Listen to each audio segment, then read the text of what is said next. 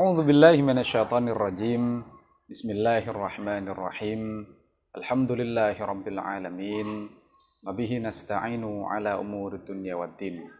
Assalatu wassalamu ala nabiyyina Muhammadin sallallahu alaihi wasallam wa ala alihi wa ashabihi wa man tabi'ahum bi ihsanin ila yaumiddin. Amin ya rabbal alamin. Assalamualaikum rekan-rekan sekalian yang berbahagia. Alhamdulillah kita bersyukur kepada Allah. Pada kesempatan kali ini kita bisa melanjutkan cerita seputar tafsir kita. Mudah-mudahan hidup kita, waktu kita, rizki, keluarga, sahabat, teman-teman, lingkungan, semua sumber daya yang Allah titipkan kepada kita bermanfaat dan berkah, menyelamatkan dan membahagiakan kita fid dunya wal akhirah. Amin ya rabbal alamin. Nah, rekan-rekan sekalian, pernah suatu hari ya, di sini ada seorang kawan yang bertanya gitu ya, tentang seputar topik yang sedang kita bahas kali ini ya, tentang setan ya. Dia mengatakan seperti ini ya. Menurut QS Quran surat 7 ayat 27 ya. Apakah setan itu merupakan dorongan yang mengajak menjauh dari Allah atau berupa objek yang punya keinginan bisa melihat dari suatu tempat? Lah, surat 7 surat Al-A'raf ayat 27 yang sudah kita kutip itu ya.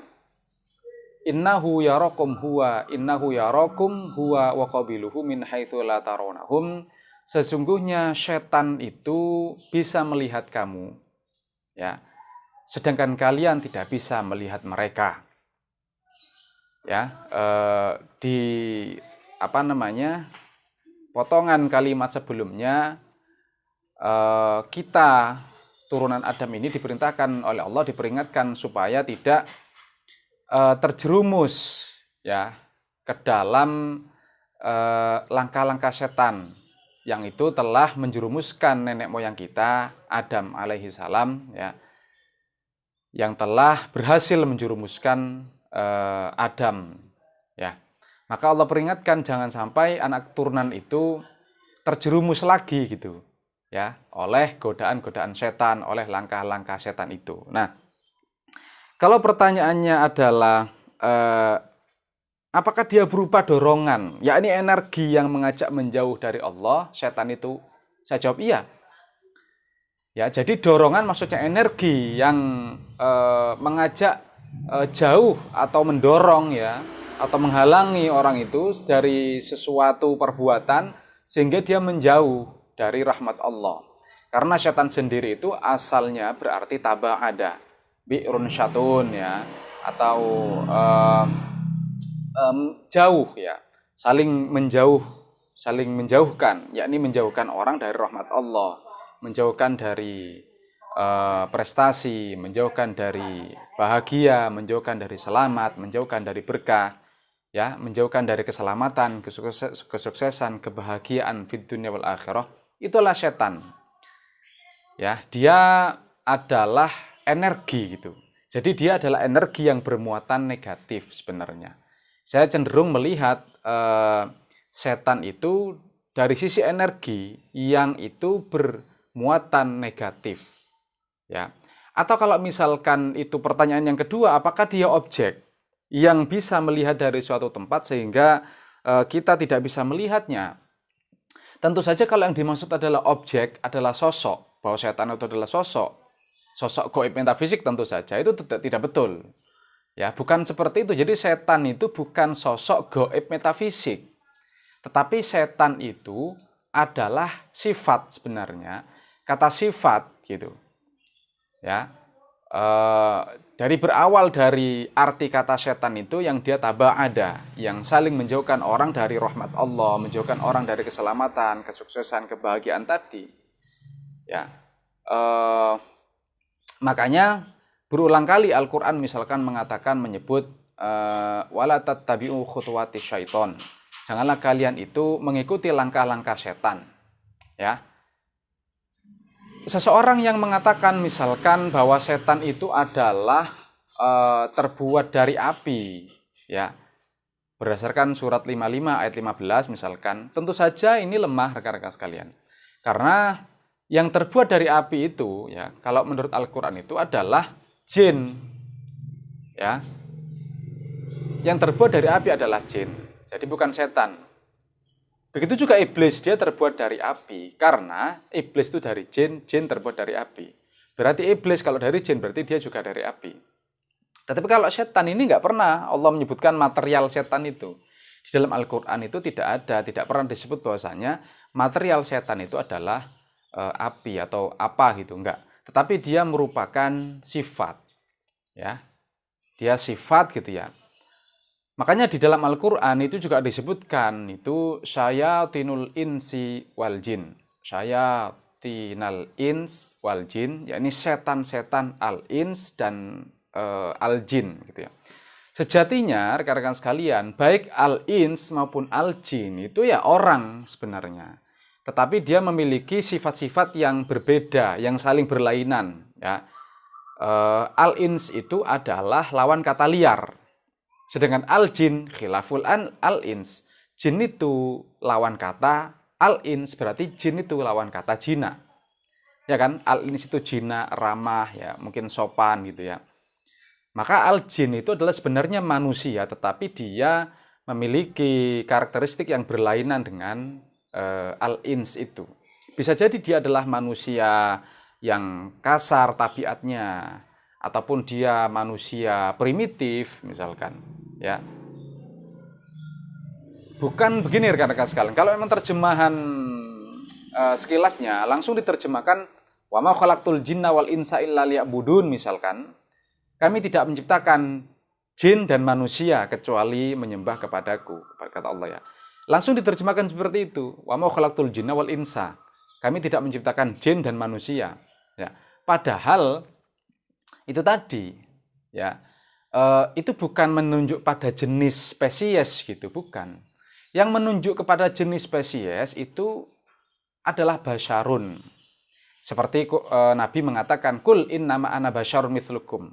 Sesungguhnya aku ini basyarun mithlukum. Sesungguhnya aku ini adalah manusia seperti kalian. Artinya jenisnya, spesies atau sejenisnya Nabi Muhammad secara manusia adalah basyar. Allah tidak mengatakan wa ma khalaqtul jinna wal basyar. Itu enggak. Yang Allah katakan wa ma khalaqtul jinna wal ins. Allah tidak menciptakan jin dan al-ins. Yaitu sifat yang saling berlainan. Al-jin itu adalah orang, sejatinya adalah orang, tetapi dia memiliki karakteristik-karakteristik yang lain gitu. Yang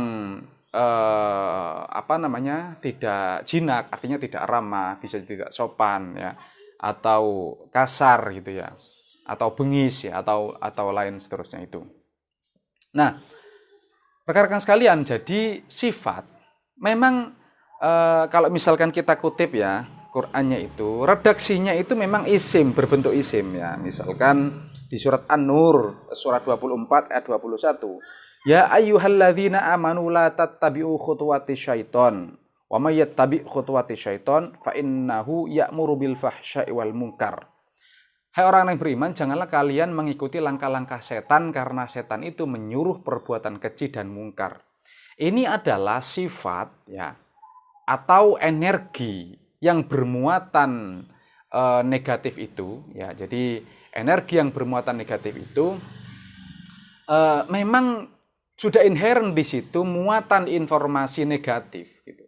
Jadi dia mengajak, membisiki, misalkan makanya di Al-Qur'an itu wa qur rabbi a'udzubika min hamazatis syayatin. Tuhanku, aku minta tolong kepadamu dari bisikan-bisikan setan. Karena setan itulah sekali lagi dia menjauhkan orang itu dari rahmat Allah, ya, dari kebaikan-kebaikan, prestasi, kesuksesan, keselamatan, bahagia di dunia wal akhirah. Itulah setan. Maka di sini memang syayatin atau syaiton ya, memang dia adalah isim. Nah, isim di dalam bahasa Arab itu dia bukan hanya menunjuk pada sosok, objek gitu, enggak. Tapi bisa juga dia adalah sifat, ya kan? Nah, sehingga energi potensial itu tadi, maka ketika disebut syayatinal ins wal jin, setan-setan al ins dan jin, ya. Ya, ini energi potensial itu dia merambat, dia memang gelombang, energi gelombang, ya. Karena dia energi, dia memang bisa merambat ke manusia, baik manusia yang jenis al-jin maupun manusia yang jenis al-ins. Dia bisa menjalar karena dia adalah gelombang energi. Dia bisa masuk ke dalam diri kita, ke dalam organ, ya, sel, inti sel, ya, proton, elektron, dan materi kita ini, ya. Dia masuk ke dalam alam pikiran kita. Jadi keluar masuk gitu. Jadi sehingga orang itu terinspirasi berbuat keburukan, ya, berbuat kecurangan, korupsi, menyakiti orang, dolim pada orang, berbuat kerusakan, misalkan demo-demo yang merusak fasilitas publik yang tidak sesuai rule-nya yang diperbolehkan. Itu adalah sebenarnya energi setan yang telah diaktualisasikan, energi potensial setan yang telah dilakukan, dituruti itu, ya, yang telah dituruti itu oleh baik manusia al-jin maupun manusia al-ins. Ya, itulah maka di dalam surat 7 ayat 27 tadi itu ya yang disebut dengan yarokum huwa wa qabiluhu. Innahu yarokum huwa wa qabiluhu. Maksudnya adalah bukan sosok terus dia bisa melihat dari alam gaib metafisik, enggak. Yang dimaksud innahu yarokum huwa wa qabiluhu, setan itu bisa melihat kalian, ya. Maksudnya adalah secara strategi perang. Memang energi itu lebih halus daripada materi. Ya kan? Kita ini manusia ini yang materi yang berbentuk sosok ini, ya, itu memang lebih kasar daripada energi yang memang halus gitu. Memang halus, tetapi dia bukan halus gaib metafisik antah berantah, enggak. Halus di situ maksudnya makhluk halus. Di situ memang energi itu memang halus gitu. Dia adalah entitas yang halus, ya, yang memang tidak kasat mata sebenarnya. Tetapi dia itu bisa dilihat atau dirasakan efek-efeknya. Keberadaannya itu nyata gitu loh.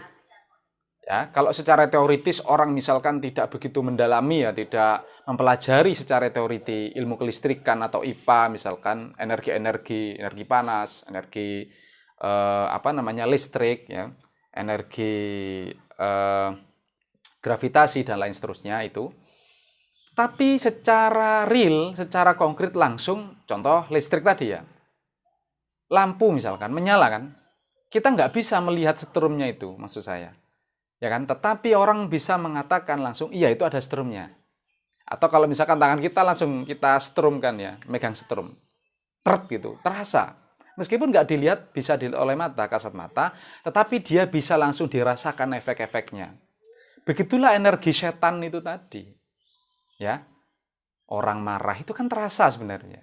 Orang mau berbuat jahat, misalkan, orang yang curang, licik, mau korupsi, dolim misalkan, itu sebenarnya terasa dirinya. Terasa gitu loh. Sangat jelas bagi dirinya itu bahwa energi setan sedang merambati dirinya. Ya. Energi setan itu telah merambati dirinya. Maka tentu saja rekan-rekan sekalian, untuk mengaktualisasikan energi potensial itu tadi, ya, untuk mengejawantahkan atau menuruti energi potensial setan itu tadi, ya, itu tergantung pilihan masing-masing orang. Karena manusia ini sudah dibekali akal pikiran oleh Allah, ya. Dan Allah memang selalu di dalam Al-Qur'an itu afala ta'qilun, afala tatafakkarun, hal yastawil a'ma wal basir. Tidak sama orang yang berilmu dan orang yang tidak. Ya, mengapa kalian tidak mau tatafakkarun, tidak mau berpikir? Afala ta'qilun, mengapa kalian tidak menggunakan akal kalian? Jadi akal ini luar biasa rekan-rekan sekalian. Ya. Luar biasa akal ini untuk bekal manusia itu supaya selamat, bahagia, sukses fid dunya wal akhirah. Ya, dalam artian hidup yang menyelamatkan, yang membahagiakan tidak hanya di dunia ini, tetapi juga di akhirat. masih kurang misalkan, akal tuh masih dikasih Al-Quran sama Allah. Al-Quran itu adalah hudan, petunjuk gitu loh. Jadi informasi Al-Quran itu mengandung energi gitu, yang bisa menetralisir energi setan itu tadi. Ya, dikasih petunjuk, ini loh, ini loh, ini loh. Ya, kalau akal mungkin disesatkan dengan berita-berita hoax, disesatkan dengan an-naffatsati fil uqad, ya, orang-orang yang fitnah, ghibah, kadang orang disesatkan dengan itu. Tetapi Allah memberikan lantas Al-Quran sebagai teman dari akal itu. Maka kata Al-Quran, afala yatadabbarunal Qur'an am ala qulubin aqfaluha. Mengapa mereka tidak mentadaburi, memikir-mikirkan Al-Quran? Ataukah akal mereka sudah terkunci, sudah ada kuncinya akal mereka itu, sehingga mereka nggak bisa memahami, tidak mau memikirkan Al-Quran itu. Ya, jadi rekan-rekan sekalian, maka setan itu adalah energi potensial yang memang dia kalau dituruti merusak, zalim, orang itu korupsi, berbuat kerusakan, berbuat kejahatan, sebagaimana digambarkan oleh malaikat itu. Ya. Man yufsidu fiha wa yasfikud dima, yaitu orang yang menumpahkan darah di muka bumi itu. Wa yasfikud dima, merusak bumi dan menumpahkan darah di muka bumi. Karena memang ini adalah ujian gitu. Memang iblis itu diberi kesempatan oleh Allah itu di dalam perjanjian primordial itu. Fa innaka minal mundorin. Engkau iblis itu diberi kesempatan itu untuk menguji Adam dan keturunannya itu. Ya. Jadi rekan-rekan sekalian, yang dimaksud surat 7 ayat 27 itu, saya cenderung melihatnya dari sisi energi. Setan adalah energi negatif. Ya. Nah, kalau itu dituruti oleh manusia, maka manusia menjadi kesetanan. Manusia setan, syayatinal insi wal jin, baik manusia dari kualitas jin maupun manusia dari kualitas al-ins. Kalau dituruti, maka lantas manusia itu menjadi manusia setan. Lah, di dalam tahap ini, ketika manusia sudah menuruti energi potensial negatif, energi setan itu tadi, ya, ketika dituruti itu, maka manusia itu lantas menjadi manusia setan. Lah di sini setan itu menuju kepada sosok, yakni sosok manusia yang sudah kesetanan. Ya, sekali lagi rekan-rekan sekalian, untuk menuruti ataupun menolak energi setan itu tergantung manusia, ya, tergantung kontrol dirinya, ya. Tergantung kontrol dirinya yang itu sangat dipengaruhi oleh akal dan Al-Quran. Ya, maka akal dan Al-Quran itu lantas memunculkan takwa. Takwa itu ibaratkan kendaraan itu ada rem cakramnya gitu. Tahu kapan waktunya ngegas, tahu kapan waktunya ngerem. Ya. Jadi langsung bisa dirasakan itu. Dan itu pilihan manusia itu, pilihan bebas. Apakah manusia itu menuruti energi setan itu tadi, atau dia menahannya. Maka lantas kontrol itu sangat penting, kontrol diri itu sangat penting, dan itu dilatih di dalam Al-Quran, yaitu melalui sholat. Ya, sholat yang benar itu tanha anil fahsya'i wal munkar. Sholat yang benar itu bisa mencegah orang itu dari perbuatan keji dan mungkar. Wal fahsya wal munkar. Karena setan itu di ayat yang lain digambarkan ya'muru bil fahsya'i wal munkar. Setan itu menyuruh kepada fahsya wal munkar. Sedangkan sholat itu tanha anil fahsya'i wal munkar. Sholat yang betul, sholat yang benar, itu pasti bisa mencegah orang, meningkatkan kualitas self-controlnya, kontrol dirinya itu, sehingga mencegah dia, kontrolnya itu mengerim dia dari perbuatan keji dan mungkar. Oke, itu ya rekan-rekan sekalian pada kesempatan kali ini yang ingin saya ceritakan. Mudah-mudahan ada manfaatnya. Wallahu a'lam bishawab. Akhiru da'wahum alhamdulillahi rabbil alamin. Assalamualaikum warahmatullahi wabarakatuh.